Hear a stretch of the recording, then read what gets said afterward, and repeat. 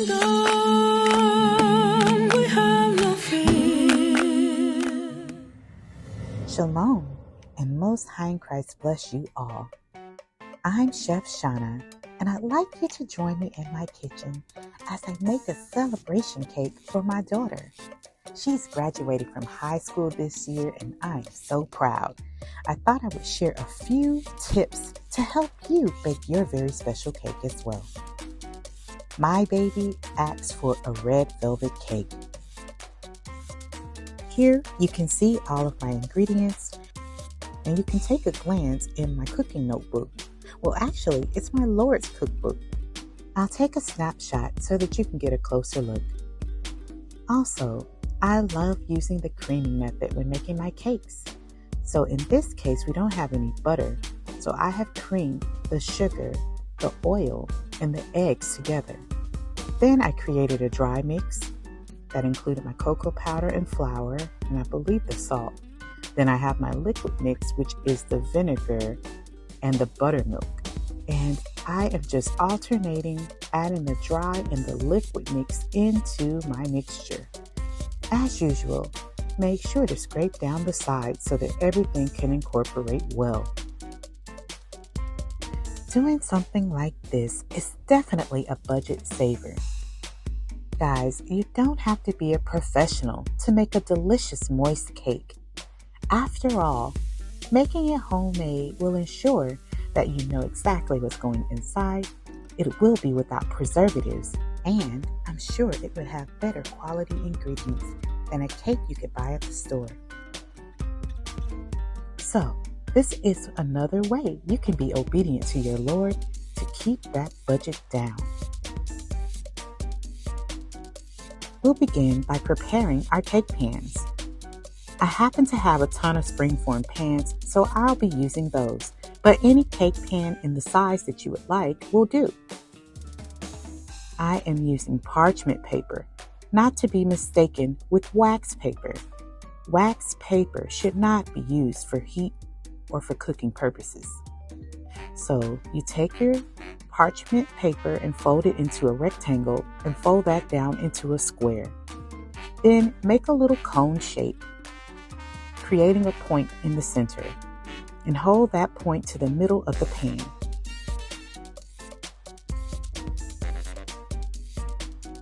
Cut off the excess, and then you have a perfect round that will fit in your cake pan.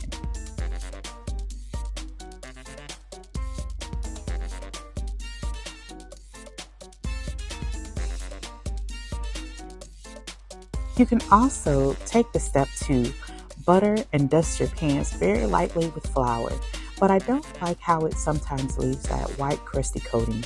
So in this case, I'm just going to give the edges of the pan a little bit of butter to help it to release. They even make sprays that are specific for baking cakes. This batter seems very runny, but again, it is a red velvet cake, and it has the oil and the buttermilk, which is one of those things that ensures it's very moist. Now, after making the cake and tasting the final product, it was really delicious. It was very moist, but if I would offer any areas for improvement, I would say it needed just a little bit more vinegar. So if you make this at home and you want that classic tangy red velvet cake taste, I would increase the vinegar to maybe another tablespoon. Now I'm going to bake these cakes. I've already split the layers so that I don't have to cut them in half. There's a pro tip for you. If you don't have the proper knife to slice it without tearing up your cake, you can just bake in 2 or 3 pans so that you'll have the layers you need. Now, I have a really big family, and I wanted them to be able to enjoy themselves. So I made another batch to make some cupcakes. I happen to have run out of the red food coloring, but I had a little green and a little blue. As you see, you can use nifty tools like an ice cream scoop to make sure that every scoop is about the same size. This will ensure even baking. You don't want some that are shallow and some that are very tall. because then they will not bake at the same time. And of course, cupcake liners make for easy cleanup. Moving right along. Now I will bake these after my cakes come out of the oven, which both took about 18 to 20 minutes. Just poke the centers of the cake with a toothpick to check for doneness. Now I overfilled just a bit too much, so I'm using an offset spatula to pluck up those cupcakes. I didn't want to break off the tops. The cakes are ready. After they became room temperature, I popped them in the freezer so that they were easier to work with. This is a very moist cake and it will break on you if you don't handle it carefully. Shalom, Israel. This is Bishop Nathaniel. I want you to know that you can view all our Sabbath classes live on IUIC TV. That's right, I said on IUIC TV. Download the app today. Shalom.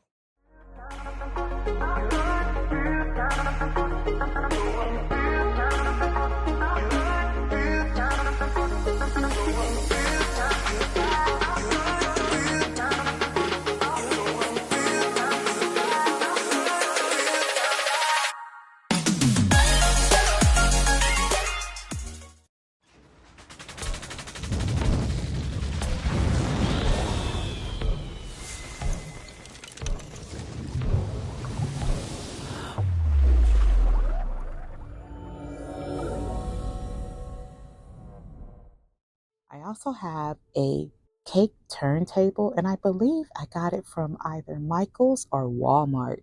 And it is great for making cakes, but it's not necessary. You can turn a bowl upside down and put a piece of rubber cabinet lining on it so that your cake board does not move while you are spreading. And you can use that to turn as you go. I am doing what we call a cake crumb coat. This coat is intended to have a few crumbs in it, and we'll firm it up in the freezer so that they won't stick onto the spatula later for our final topping. Now these cakes were so moist, I didn't even need to simple syrup them. Can you see all the moisture on the top?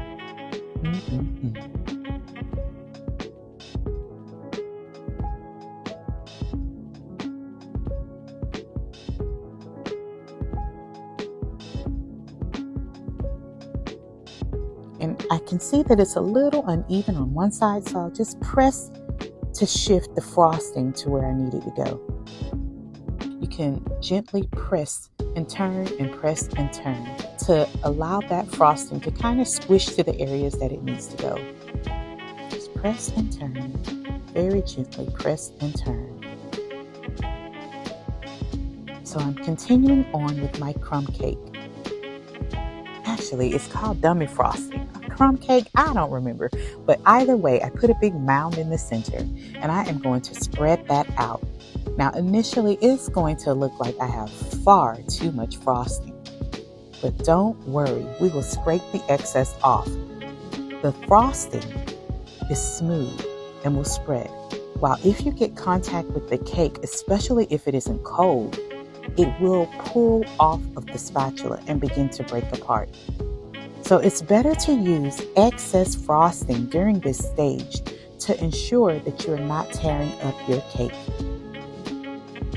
Now you see that I got a separate container so that I don't get any of those cake crumbs into the remainder of my frosting.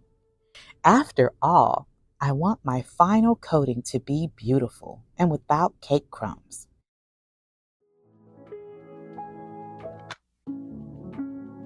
Just be patient with yourself. Take your time. You can take some of that extra frosting and press it into any cracks if it's uneven. And this is also the perfect opportunity to level the cake if it's a bit uneven on top. Just add more frosting and level it out with the spatula. This is the key to decorating a cake that is even and that does not have crumbs throughout the final frosting. Now, I'm sure many of you may have this gadget that I'm showing here. They make them just for cakes, or they have bench scrapers, which I believe this is what that is, but I am using it for my cake. You can use that edge to scrape off the excess, but you don't want to scrape too firmly because we're really just getting the extra. We want to leave that cake crumb coating in place so that once the cake is chilled and we're ready to frost it with the final coating, crumbs do not pull up.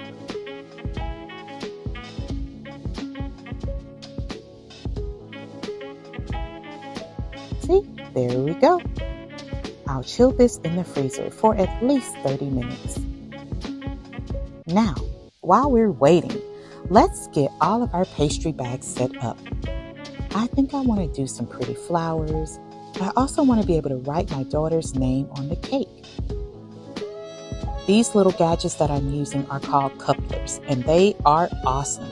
They allow you to change out your tips without having to take everything out of the bag to remove the first tip. So you could just screw that on, securing the tip of choice, and when you want to change it, you take it off and swap it out. Easy peasy. So I'm going to get my bags prepared. I'll have one bag with the star tip. That will be my decorating bag. And then I have one bag with the interchangeable tip that has the coupler so that I can write and decorate and do any final touches that are needed with that tip. Now, hang the excess of the bag over your hand and scoop it in. That way you can minimize the mess.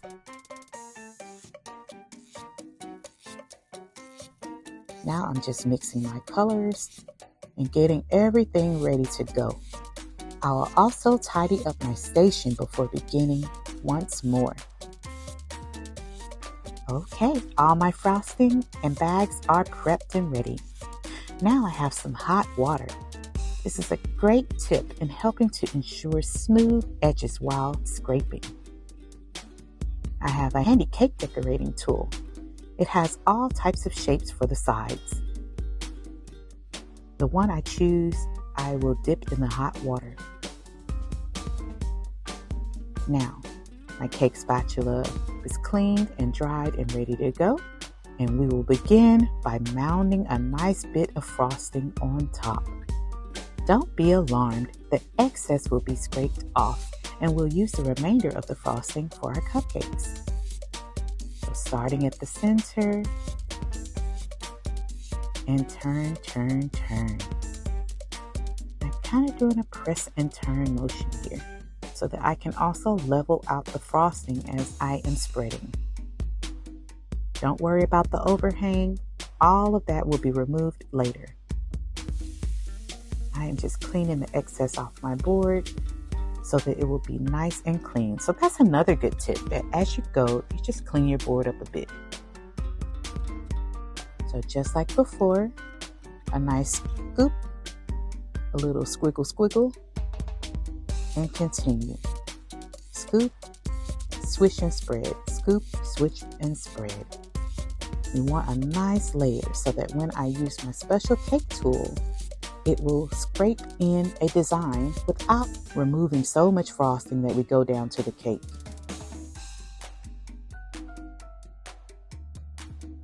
Now I have that handy cake spatula that I am dipping in the hot water and wiping off the excess moisture because water will make the cake frosting crack. So we don't want to leave excess water. I am just pressing in the design and scraping off the excess. Once we have our cake scraped and clean, I'll do the same thing to the top, but I believe I'm going to use the smooth edge instead. Then, before I do anything else, I will put the cake back in the freezer or even the refrigerator for at least 30 to 40 minutes so that this layer of frosting can firm back up. The fridge is your friend. After all, the frosting is butter and powdered sugar. It's very soft and fluffy and melty, so keeping it chilled will give you a bit more flexibility with your decorating. If you make a mistake, it'll be far easier to scrape it up without messing up the work you just did before.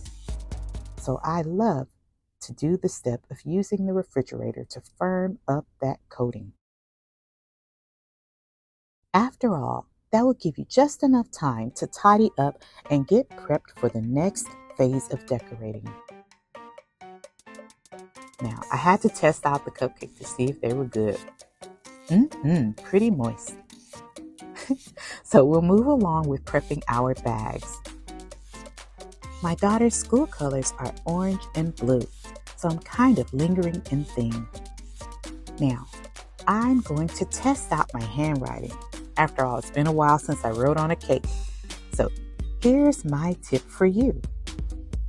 Test it out on a clean counter before writing on your cake that you worked so hard to create that smooth, perfect surface. Not so bad. You can always scrape it up and keep going until you are happy with the design. You don't have to be a professional to make a beautiful cake. You can do a few simple techniques to make that cake look beautiful, but also following good technique principles like using the creaming method will ensure you have a fluffy, moist cake. So, next time you have a special event, consider making your cake. It will be homemade, made with quality ingredients that you know and you can actually read. And, of course, it will be made with love and extra care. Now, for me, I found it easier to write from a lower point. I like to hold the tip steady and just be continuous, because you don't want the frosting to drag and break. And always kind of do a quick snapping motion when you end, because the frosting drags. I think I could have centered it a little bit better, but that's okay. I'll fix it with my decorating.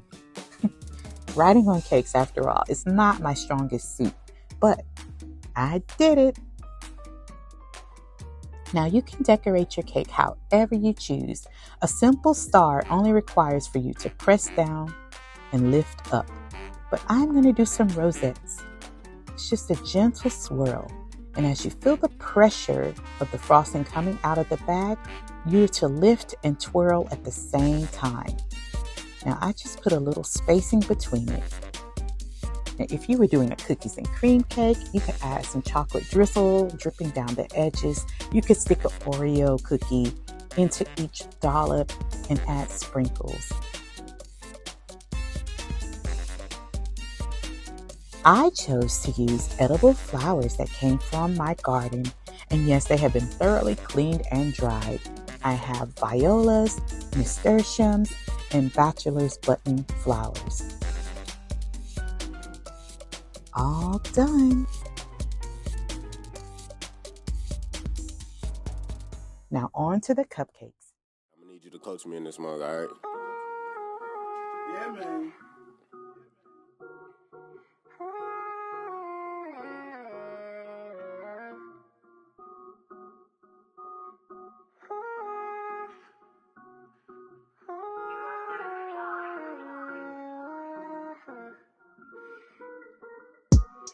What if I told you was beautiful?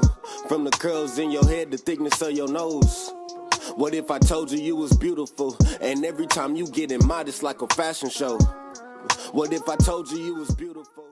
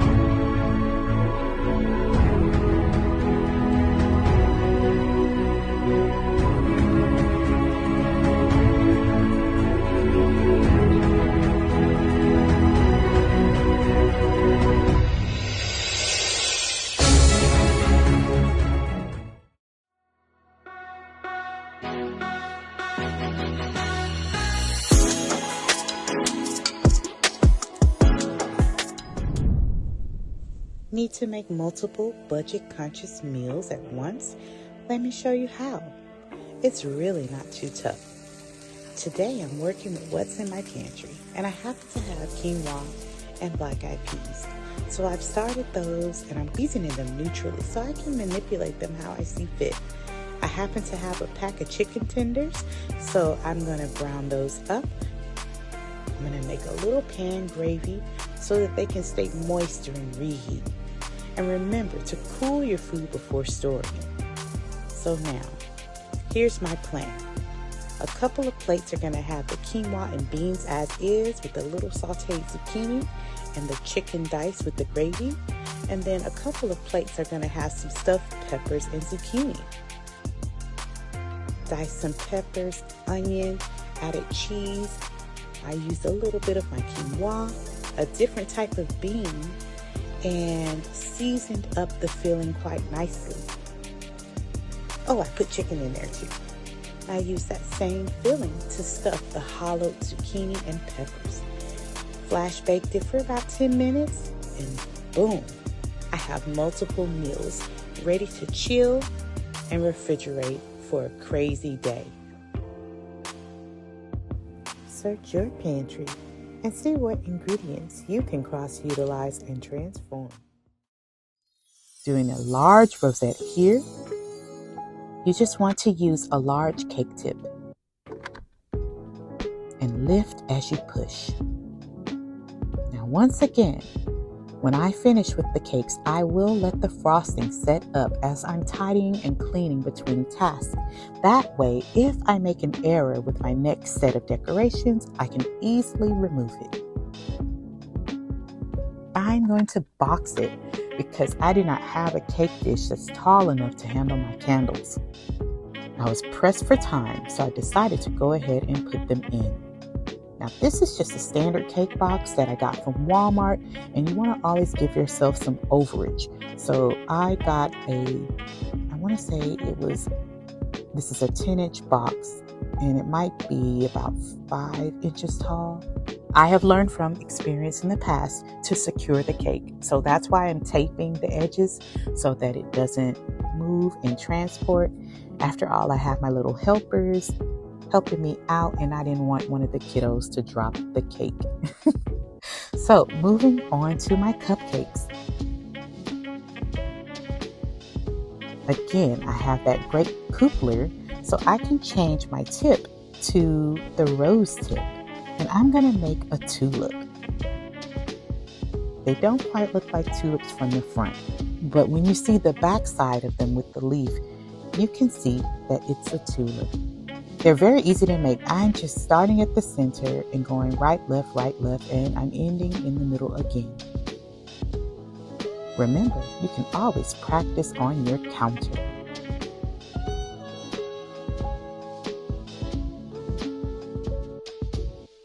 Now I press my leaf in just a touch before squeezing the frosting, and I give it a little yank at the top so that we can get the tips of the leaf.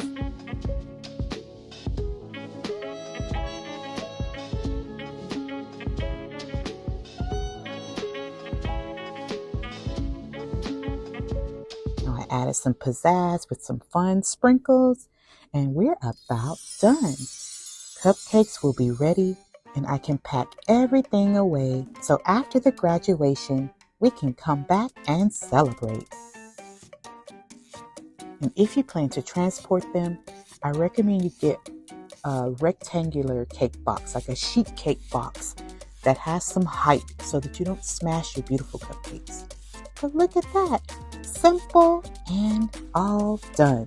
And if you don't feel comfortable with the flour, just do some sprinkles on the top or a little chocolate drizzle. Or you could do some cake crumbs if you had any left over. Anything fun, even a fresh strawberry. Although I do recommend dipping them in hot apricot jam. A great tip to get that shine on your fruit is to get some hot apricot jam, heat it in the pot or in the microwave, strain out the seeds, and then you can dip the berries in it before placing on top.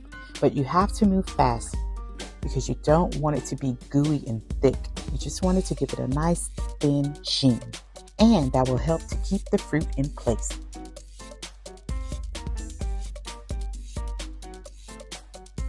Now, I'm using my hot water trick again for a beautiful cut.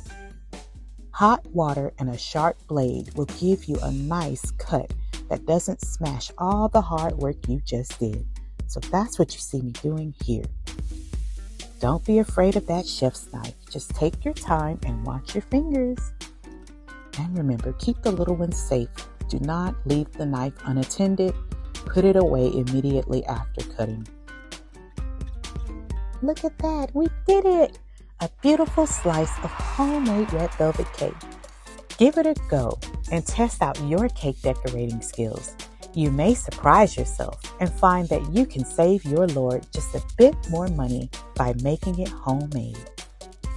If I can do it, you can do it too. Anything can be done with practice and effort. After all, we are God's chosen, so we are capable of doing all types of greatness. You've got this.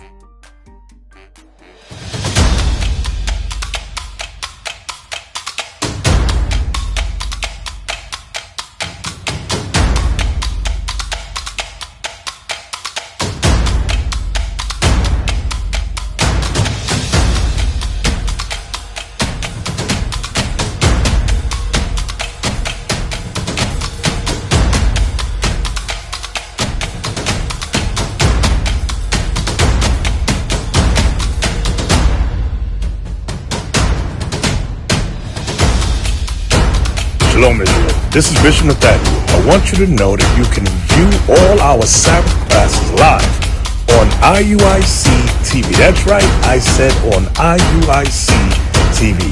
Download the app today. Shalom. They're coming for you, they're coming for me. A nation, a whole family. We know the word and what it says. Don't be afraid. They killed the prophets, destroyed the seers. From Greece to Babylon, now here across to bear our load to share.